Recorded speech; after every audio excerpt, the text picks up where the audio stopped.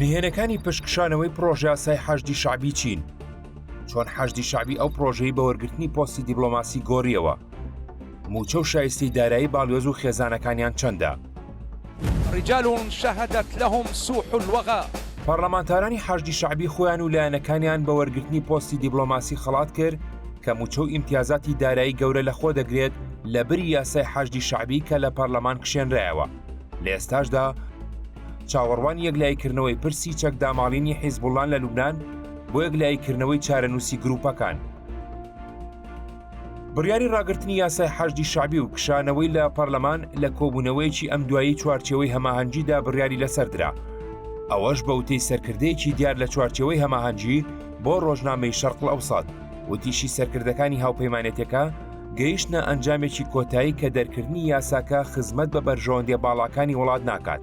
لە میانی کۆبوونەوەی چوارچێوەی هەماهەنگیدا سەرکردەیەکی شیعەجەختی کردوێتەوە ئەو ئاماژانەی لە واشنتۆنەوە هاتوون جێگەی نیگەرانین.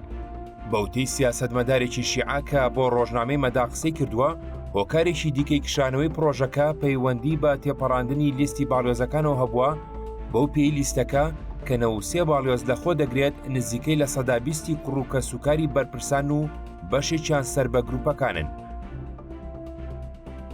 وتیشی لە دانیشتێکدا کە زۆرینەی هێزە شیعەکان بەشدار بوون کە دیارترینیان ڕێکخراوی بەدر و عەسایب ئەهلی حەق و ئەوانی دیکە بوون بڕیار درا یاسای حەشدی شەعبی بکشێنرێتەوە لە بەرامبەر وەرگرتنی پۆستی دیپلۆماسی. نصاب موجود تصويت على الأسماء 93 المقرية. بە پێی بەڵگەنامەکان خەرجی ساڵانەی نوێنەرایەتەکان لە زیاتر لە 90 وڵاتدا لە نێوان 250 بۆ 300 میلیارد دیناردایە. موچەی باڵیۆزێک لە نێوان 12,000 بۆ 13,000 دۆلاردایە لە مانجێکدا. لە کاتێکدا کۆی تێچووی مانگانە لەگەڵ خێزانەکان نزیکەی 6 میلیۆن دۆلارە لە مانجێکدا. لەگەڵ کشانەوەی پرۆژە یاساکە سەرچاوە ئاگادارەکان پیان وایە حکومەت دەست پێشخەری ناکات بۆ ڕێوشوێنی جێگرەوە بەهۆی ڕەچاوکردنی پەیوەندی لەگەڵ ئەمریکا و فشارە گەورەکانی هەڵبژاردن لە سەر سەرۆکوەزیرانی عێراق.